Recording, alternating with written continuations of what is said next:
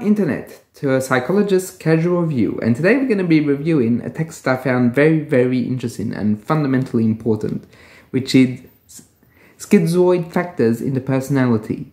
So why I found this text very important, which was written by Ronald Fairbairn, is that basically it poses and puts the baseline of what are schizoid defenses.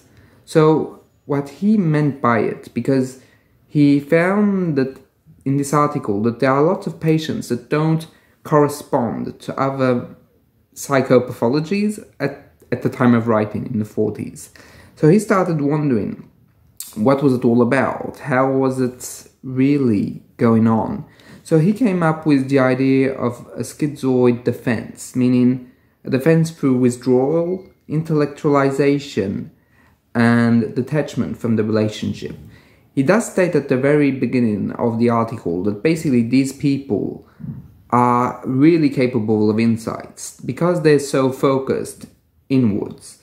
They have very good internal perceptions, they have very good reasoning, and they overvalue their intellect, meaning that they are capable of using their intellect to try and understand things, the mechanisms behind other people, the way of thinking of other people. They're completely able at a very good level to be able to use them both for other people and for themselves, meaning that they are good candidates for psychoanalysis.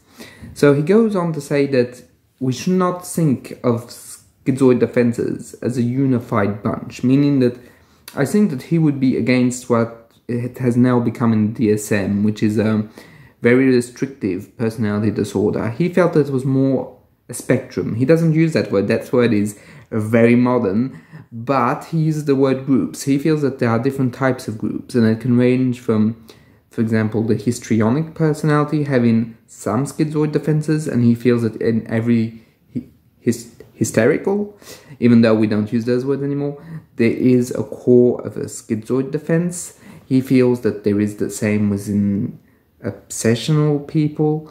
He also feels that it's the same with psychopathy. All of that is on a spectrum, and that you can't just lump everything together in something that would be just one psychopathology. It's really just so wild and so big in its content.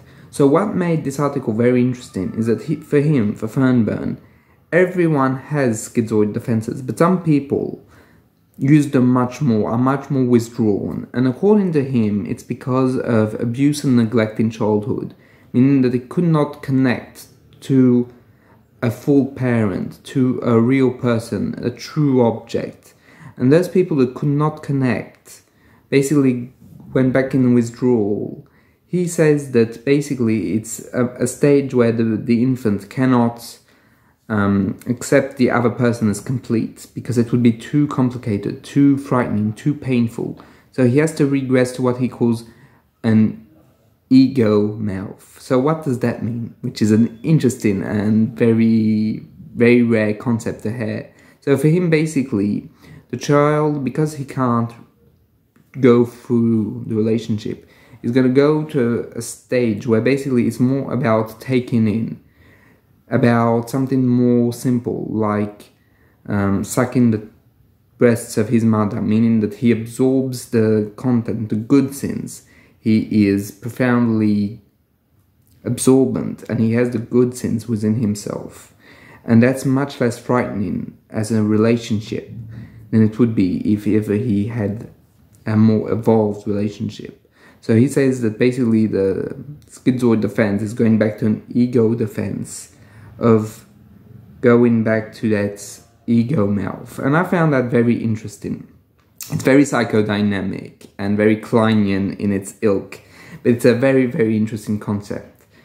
And he also states that schizoid defenses are profoundly linked with the mechanism of dissociation, meaning that there's a break between what the individual projects onto the world and what he truly is within. And within can be much more developed, much more refined, much more subtle than what he gives to show the world.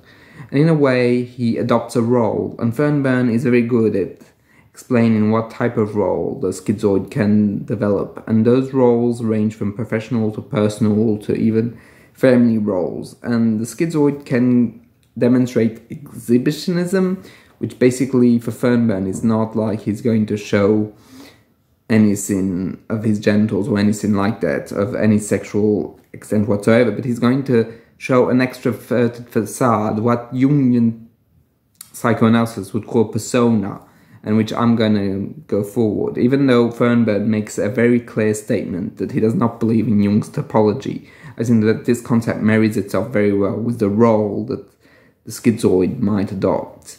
And because of the whole range of roles that there is, it can give the illusion to the outside world that the schizoid is a well-suited, well-adapted, very extroverted, very refined individual, when within he cannot truly connect to those emotions, and he's dissociated himself, meaning there's a split between that persona and who he truly is.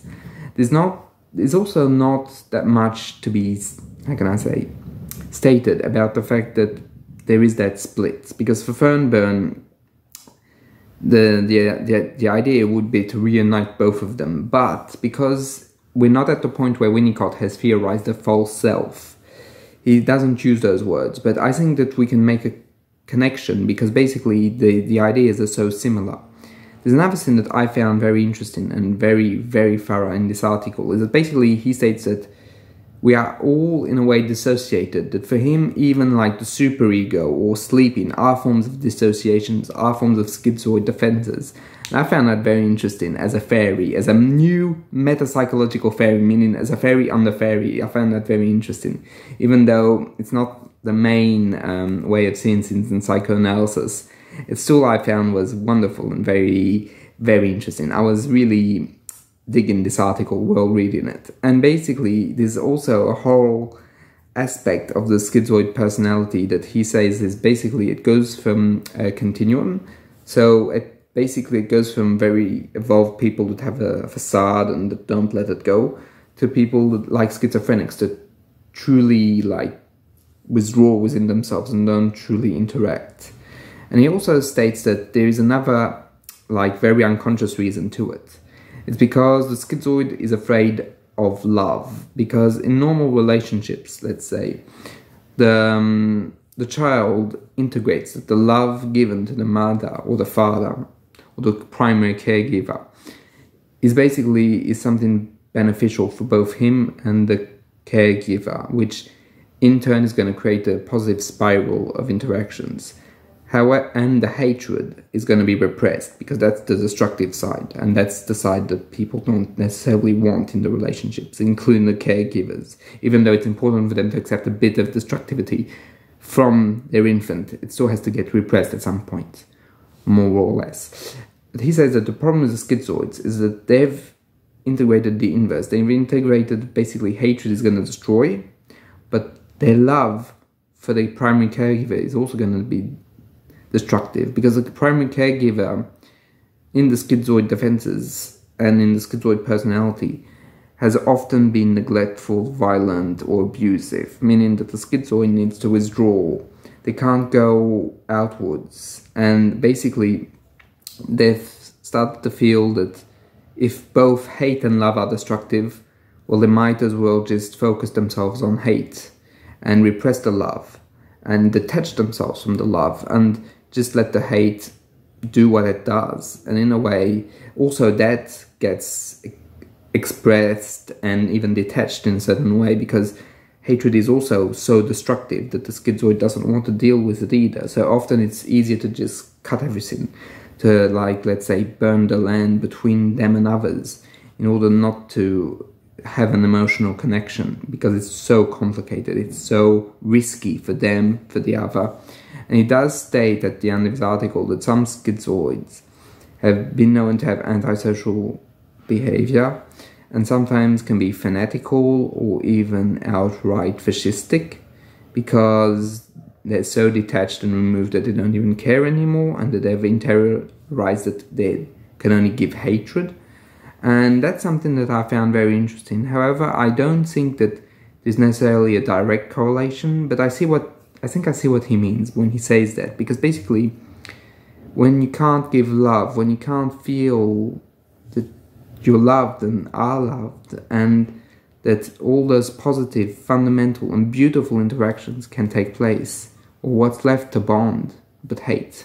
And I think that's where he's coming to, is that hate is also a bond, and that even though the schizoid might want to detach himself, he might find in certain cases that hatred is much more feasible as a bond than love is. And that was a very, very interesting point to make, even though it's a very pessimistic one for the people who have a schizoid defense. It still is interesting, and I don't think he means to generalize it to everyone, of course. I think he only says in extreme cases where things have gone so badly that the person can only express hatred and destruction towards others.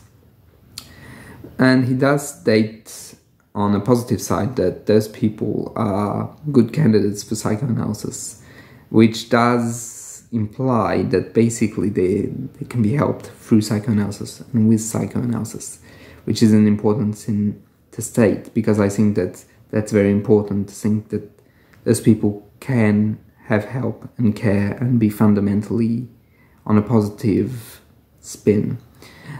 So that's pretty much it for this article. I hope you liked it. I also wanted to thank my colleague that gave me the French version, because he's horribly hard to find in France. Terrible. So thank you for lending me the article, and well, I'll see you in the next one. Bye.